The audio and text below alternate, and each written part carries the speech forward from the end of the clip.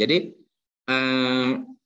ketika kita melihat sebuah permasalahan, itu sebenarnya karena keterbatasan mata, pikiran, dan segalanya ya, keterbatasan kita, sebetulnya yang kita lihat ini hanyalah kejadian. Ya, yang kita lihat adalah kejadian. Nah, yang kita lihat ada kejadian, ada kecenderungan, dan juga ada pola. Itu yang terjadi. Nah, padahal di bawahnya ini ada sebuah struktur sistem yang seringkali kita tidak terlihat.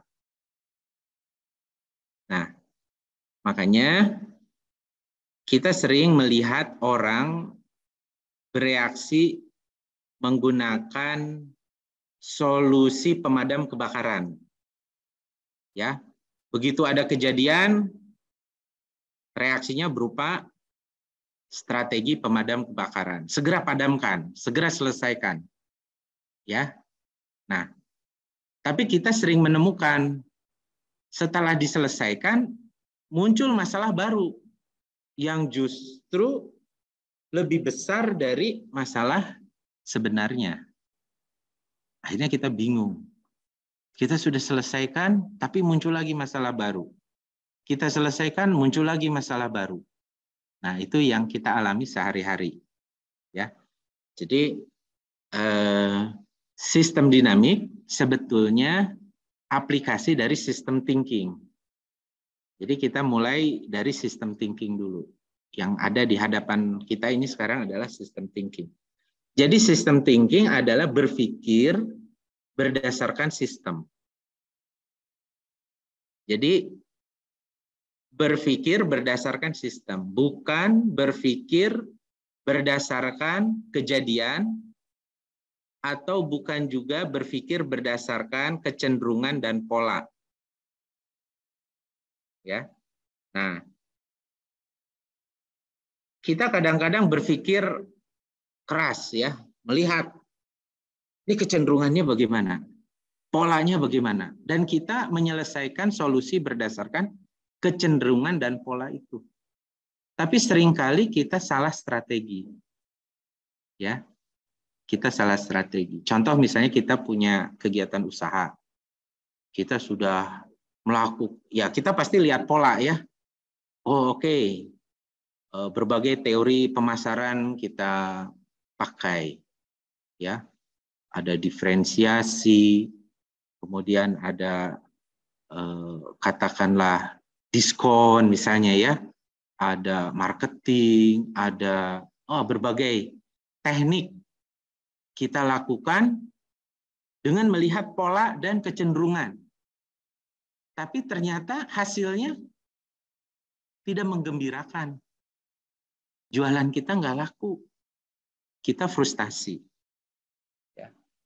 Padahal kita sudah melihat kejadian, sudah melihat tren, sudah melihat pola, pattern, ya. Tapi kita selalu mengalami kegagalan. Nah, karena apa? Karena sebagian besar permasalahan itu ada di bawah.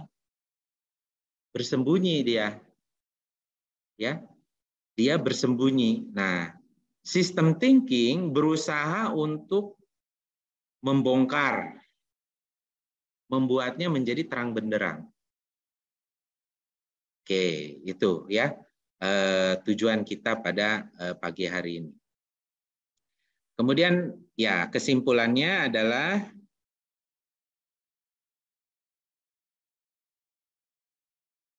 permasalahan berupa kejadian dan pola kejadian sering kita selesaikan dengan reaksi dan adaptasi.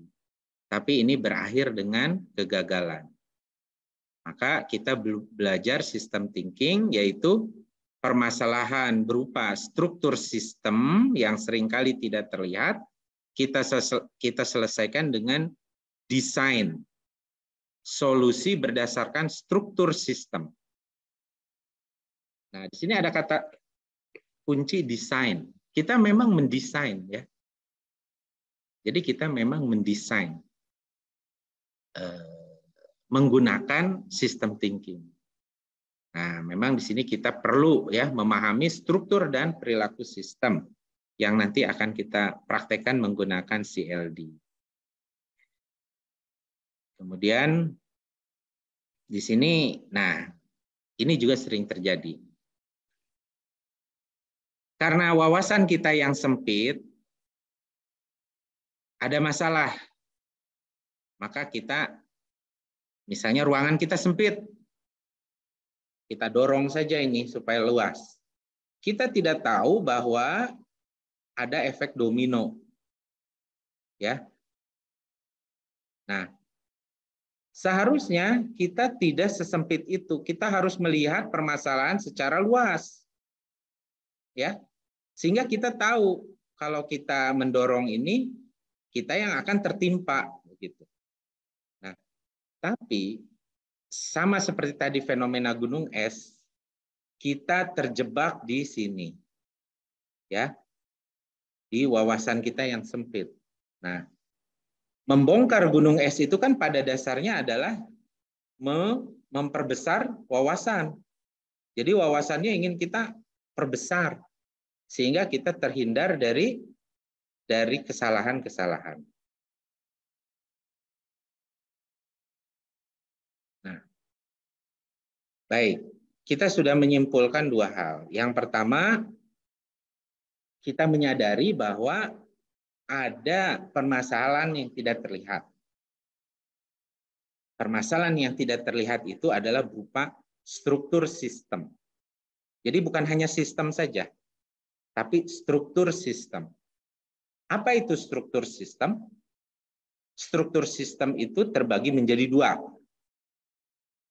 yaitu struktur dan perilaku. Ya, mungkin saya agak lompat dulu slide yang menjelaskan. Nah ini. Jadi struktur sistem ini ada dua, ada struktur dan perilaku. Ya. Ada dua, ada struktur dan perilaku. Ya karena itu satu kesatuan. Kita tidak bisa hanya melihat perilaku. Kalau perilaku ini kan hanya tren. Kita udah sering lihat perilaku sistem. Nah, tapi kan strukturnya kita tidak tahu. Struktur seperti apa yang membuat perilakunya seperti itu. Dan ini sedang kita pelajari sekarang. Jadi yang kita pelajari sekarang adalah struktur dan perilaku. Nah, kita sering lihat kejadian yang berupa perilaku sistem. Ya. Misalnya harga-harga naik, ya. Harga-harga naik misalnya. Ya. Kemudian air turun, ya. Air kalau terkait KLHS misalnya jumlah air turun. Kemudian masalah muncul, ditekan muncul lagi, ditekan muncul lagi. Nah, ya. Ini osilasi. Jadi masalah itu nggak selesai-selesai, muncul lagi, muncul lagi. Atau kita ingin maju, tapi mentok di sini ya, udah nggak bisa tumbuh lagi, mentok di sini, tidak bisa tumbuh lagi, ya. Nah, atau masalah ini kita tekan, tapi dia masih ada riak-riak, ya. Kita ingin pertumbuhan, tiba-tiba jatuh, turun. Ya. Banyak kejadian seperti itu. Yang paling besar misalnya krisis ekonomi. Pertumbuhan sedang naik, tiba-tiba runtuh. Ya, kita sering dengar istilah bubble ekonomi. Bubble itu kan gelembung. Gelembung kalau anak-anak suka main gelembung itu kan rapuh sekali dia itu. Ya. Disentuh aja pecah. Nah, jadi gelembung atau bubble ekonomi itu adalah ekonomi yang membesar, tapi sebetulnya dia itu hanya berupa gelembung sabun. Begitu kena sesuatu dia runtuh. Ya. Misalnya pasar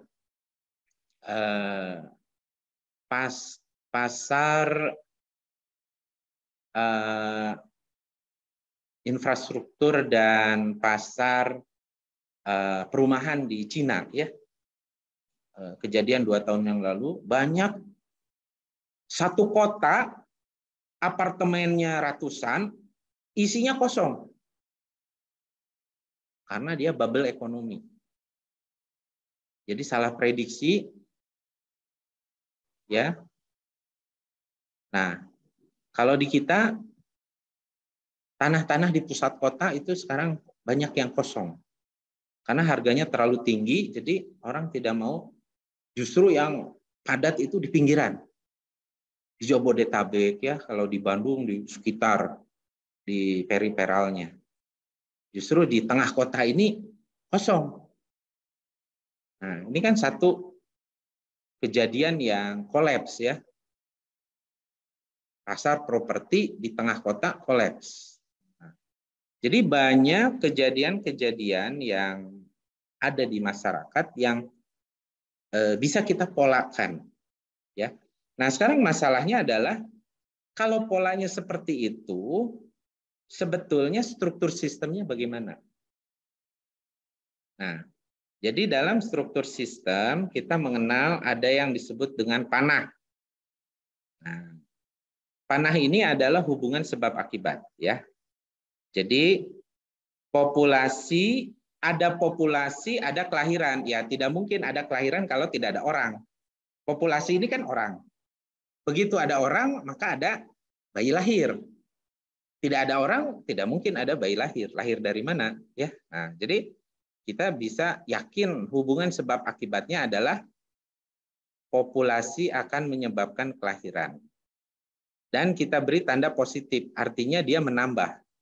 Semakin banyak orang, semakin banyak yang lahir. Dan semakin banyak yang lahir akan menambah jumlah populasi. Ya, saya ulangi. Panah ini menunjukkan hubungan sebab akibat. Semakin banyak populasi, semakin banyak orang yang lahir. Semakin banyak orang yang lahir, semakin bertambah populasi. Ya, di sini diberi tanda R. Loopnya bergerak dari kanan ke kiri atau searah jarum jam. Kita sebut R atau reinforcement, memperkuat. Ya, reinforcement atau memperkuat. Nah, kalau kita gambarkan dia seperti ini. Jadi jumlah populasi akan naik terus. Ya, jumlah populasi akan naik terus. Nah, itu yang disebut dengan exponential growth, ya.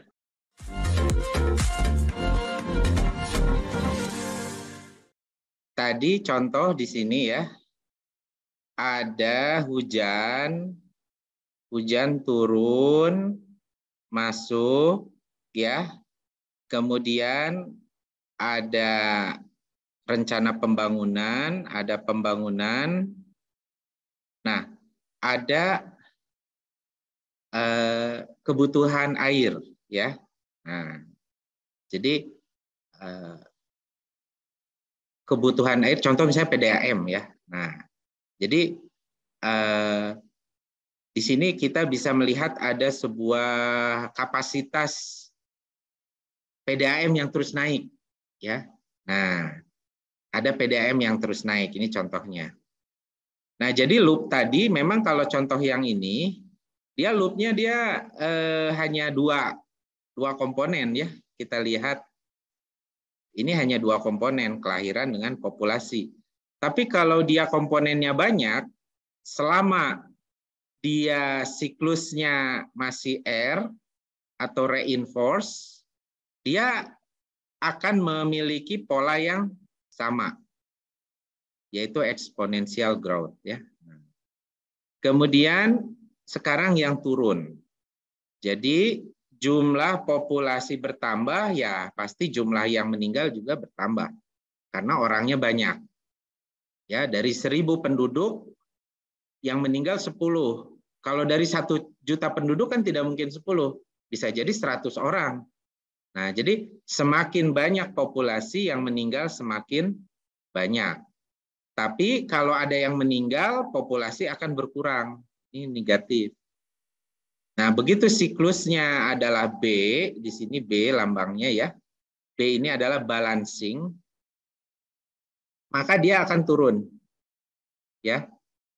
Jadi walaupun populasi ini akan menambah jumlah kematian, tapi di sini kematian ini justru akan mengurangi populasi. Karena di sini dianggap tidak ada kelahiran ya. Nah, kalau ada kelahiran mungkin nanti itu dua loop. Kita belum sampai ke 2 loop, kita baru 1. Jadi begitu ada yang negatif, dia akan menyebabkan penurunan.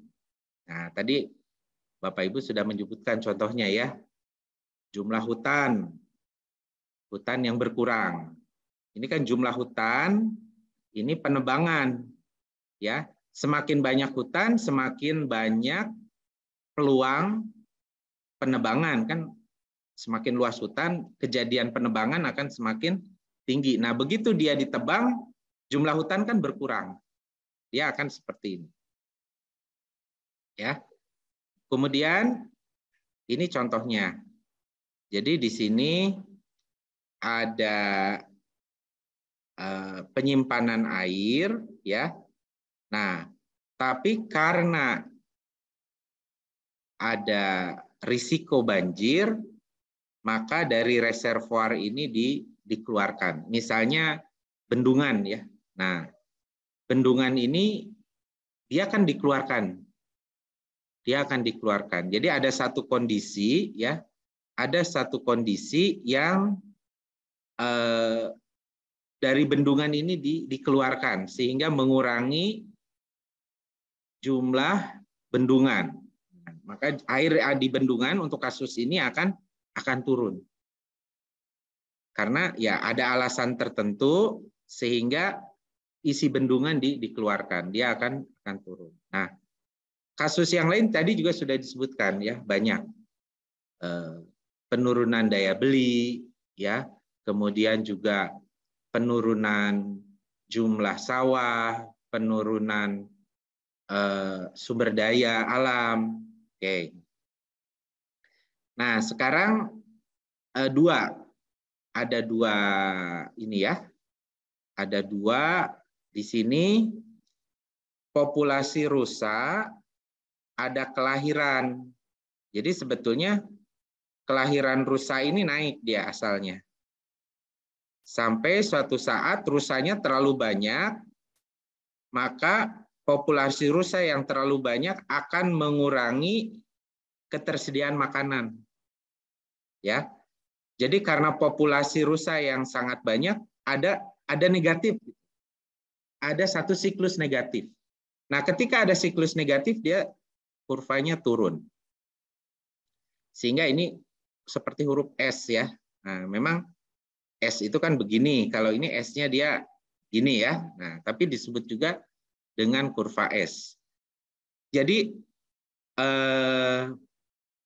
ketika kita melihat misalnya bisnis saya ini asalnya lancar tapi tiba-tiba kok dia stagnan.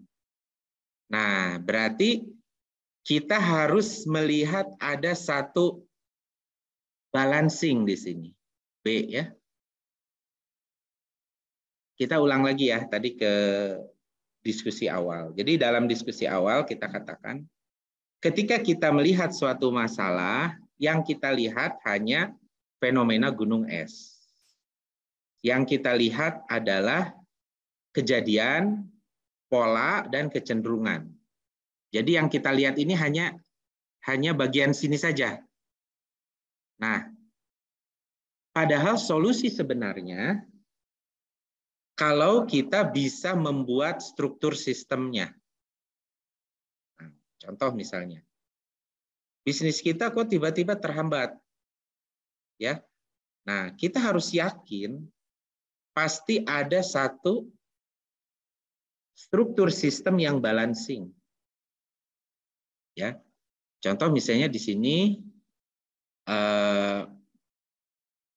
jumlah pelanggan di sininya adalah pelanggan baru.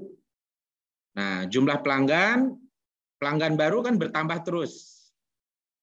Ya, angka penjualan juga bertambah terus sehingga kita naik pendapatan. Nah, tapi ada jumlah pelanggan yang misalnya mengembalikan barang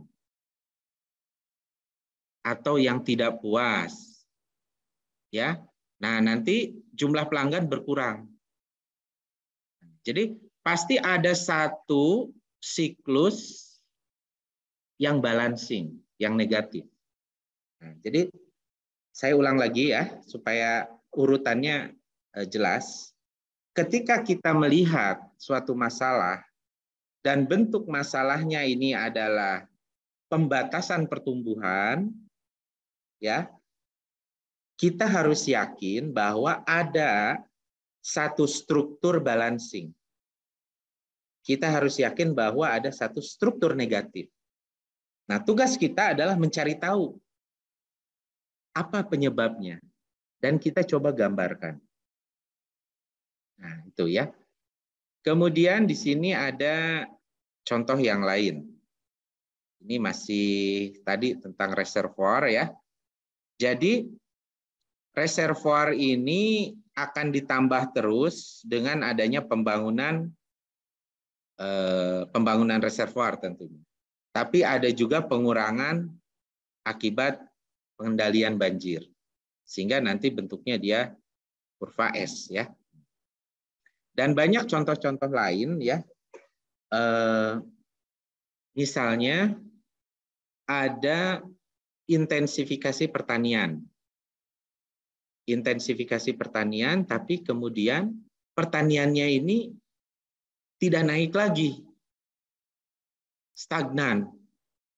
Nah, itu pasti ada siklus negatif. Ya.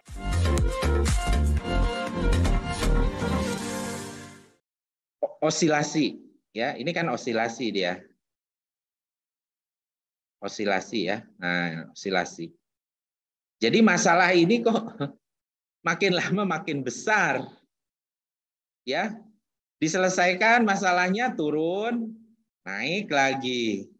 Diselesaikan turun, naik lagi. Ya. Nah, misalnya contoh yang paling mudah, gali lubang tutup lubang ya. Bapak Ibu punya hutang, pinjam dari si B. Bapak Ibu punya hutang ke A, pinjam ke si B, tutupin. Selesai. Muncul lagi masalah karena hutang yang B nagih ya. Pinjam ke C, yang B ketutup, yang C nagih. Dan kadang-kadang kan kita kalau mau pinjam itu bunganya lebih besar lagi. Jadi masalah ini kadang-kadang eskalasi naik gitu. Nah, ya. Jadi ini yang disebut dengan strategi pemadam kebakaran. Atau tadi ya dalam bahasa sistem dinamik disebut fixed dead fail ya. Fixed dead fail atau osilasi. Kalau dalam keseharian kita inilah biar kita juga kebayang. Nah, di sini dalam sumber daya air ya. Misalnya ada masalah pembangunan PDAM. Nah, di sini ya. Jadi ada water supply. PDAM untuk mengatasi kelangkaan air yang meningkatkan pemakaian per kapita dan juga kebutuhan lain sehingga menimbulkan kelangkaan air kembali di masa yang akan datang. Jadi adanya PDAM ini justru pembangunan makin banyak. Misalnya ada suatu daerah asalnya tidak ada PDAM. Kemudian karena di sana langka air, dibangunlah sebuah PDAM. Akhirnya kelangkaan air itu terpenuhi. Masyarakat senang. Beritanya menyebar, orang-orang datang ke sana, tinggal di sana. Ada development. Akhirnya kebutuhan air meningkat. Kejadian lagi, ya. kejadian lagi kelangkaan air itu. Nah, ini sebetulnya selalu terjadi ya di perkotaan. Justru ditambah jalan bukan tambah nggak macet, justru tambah macet karena orang semua pergi ke situ ya. Nah, jadi begitu ada PDAM justru malah muncul lagi kelangkaan baru. Nah, ini contoh di dalam satu masalah ya. Jadi ada development yang meningkat di sini, justru kelangkaan air ini dia akan kejadian lagi di waktu-waktu yang akan datang. Nah, itu kira-kira kita sudah selesai satu pola ya, fix that fail. Nah, perbaiki kesalahan, jadi kita sebut juga sebagai pemadam kebakaran ya, strategi pemadam kebakaran. Nah, sekarang shifting the burden ya. Nah, dalam masalah shifting the burden, mungkin ininya dulu ya, harusnya problemnya dulu. Oke, di sini problemnya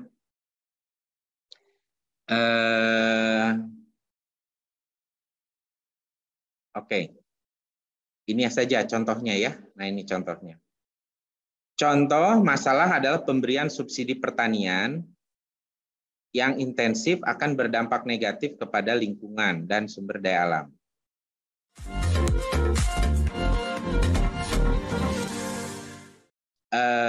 Kita akan lihat di sini ada sebuah masalah ya, yang kemudian masalahnya ini kita selesaikan ya, tapi yang kita selesaikan hanya yang terlihat. Nah, padahal di sana ada efek samping. Efek samping yang sebetulnya dia bisa mengurangi solusi yang sebenarnya. Ya. Ada efek samping yang sebetulnya mengurangi sebenarnya. Nah, jadi kalau misalnya, tapi kadang-kadang kan efek samping ini tidak kita ketahui ya. Ya, kita senang saja. Contoh misalnya ketika kakao tadi maju, kemudian kita kembangkan, kita kan senang saja begitu ya. Kita tidak melihat ada efek samping dari eksploitasi lahan, ada ketidakseimbangan alam di situ yang merupakan efek samping. Nah, jadi efek samping ini sebetulnya bisa menghilangkan potensi untuk menyelesaikan masalah ini secara fundamental, ya. Nah, masalah yang fundamental, contoh tadi yang kakao tadi, seharusnya pembangunan kakao berdasarkan kearifan lokal. Jadi dihitung jumlah kakao itu harus berapa per hektar. Jadi ada penelitian dulu tentang keseimbangan alam di situ. Keseimbangan flora, fauna, ahli-ahlinya banyak. Nah, itu yang disebut dengan fundamental solution. Nah, kalau itu yang dipakai, tidak akan terjadi side effect atau efek samping. Nah, masalahnya yang dikerjakan justru yang tadi, yang apa istilahnya, yang ini sebetulnya mirip dengan kalau kita lihat ya. Nah, ini juga kan B. Ini B ya, ada B. Yang B-nya ini sebetulnya balancing. Dia sebetulnya tidak bagus ya. Nah, jadi ketika ada balancing di dalam menyelesaikan suatu masalah, itu artinya ada ketidakbagusan di sini, tapi penyebabnya ada satu kegiatan yang justru menambah masalah. Nah, kalau di sini bedanya dia ada B juga ya. Nah, dia ada B juga, Di sini yang negatif. Kemudian di sini juga ada satu B yang kedua. Ya, ada delay juga di sini. Jadi hampir sama dengan pola yang tadi. Cuman bedanya dia di sini ada selain ya. Selain di sini ada siklus yang membuat ini negatif, yang membuat ini jadi B ya. Jadi negatif di sini. Ini ada siklus lain yang juga memperlemah solusi yang sebenarnya. Nah, jadi bedanya itu kira-kira. Nah, kita sebut sebagai shifting the burden.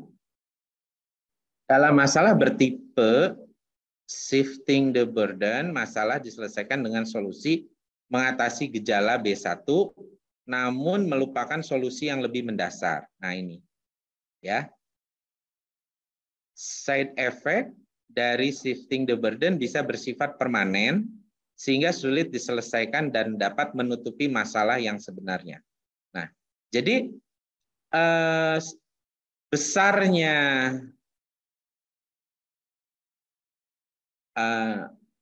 garis ini, ya, besarnya garis ini bisa jadi lebih besar dari solusi yang sudah kita buat, ya. Ini kan solusi sudah kita buat. Kemudian ada juga solusi yang relatif bagus gitu ya. Nah, tapi karena ini sangat besar, akhirnya shifting ini kan artinya bergeser ya. Burden ini kan masalah. Jadi masalahnya bergeser. Masalahnya bergeser dari masalah utama ke masalah side effect. Jadi side effect ini bisa bersifat permanen sehingga sulit diselesaikan dan dapat menutupi masalah yang sebenarnya. Nah, ini banyak ya contoh-contoh masalah efek samping. Contoh misalnya narkoba ya. Nah, narkoba itu kan psikotropika itu artinya diresepkan oleh dokter ketika zaman perang ya. Untuk menahan rasa sakit, heroin itu disuntikan ke para tentara untuk menahan rasa sakit, tapi efek sampingnya kecanduan. Dan itu malah merusak mental dari pecandu. Nah, jadi karena ada solusi yang salah di situ, yang tidak mempertimbangkan efek samping, ya. Nah, ketika tidak mempertimbangkan efek samping, bisa jadi efek sampingnya itu malah lebih besar dari masalah yang pertama. Nah, gejala masalah lebih mudah dikenali dari elemen lain dalam struktur. Jadi B1 ini lebih mudah dikenali ya. Ya, karena itu kejadian. Ada tentara sakit. Kemudian dikasih heroin. Selesai. Ya, itu lebih mudah dilihat karena ada orang yang sedang sakit. Butuh solusi segera. Nah, tapi side effect-nya atau efek sampingnya itu nggak kelihatan pada saat itu. Nah, jadi jika side effect berubah menjadi masalah baru, maka struktur akan menunjukkan efek ketagihan. Ya. Nah, jadi jika ini adalah masalah baru, ini ketagihan nih kalau tadi kasusnya ini ya untuk mental begitu. Tapi kalau kasusnya adalah lingkungan, ini akan menimbulkan ketergantungan. Jadi karena sudah ya contoh ya misalnya saya pernah datang ke sebuah daerah pertanian, Pak, bisa nggak beralih dari pupuk kimia ke pupuk organik? Itu nggak bisa. Karena sudah ada ketergantungan kepada pupuk kimia. Ya, atau ketagihan. Jadi ini masalahnya jadi shifting the burden ya. Jadi masalahnya bergeser ke side effect. Nah, jadi bedanya dengan yang tadi, di sini ada side effect, sehingga kita sebut sebagai shifting the burden. Oke, mudah-mudahan ini bisa kita kembangkan ya, shifting the burden. Kemudian di sini ada solusi lain ya, misalnya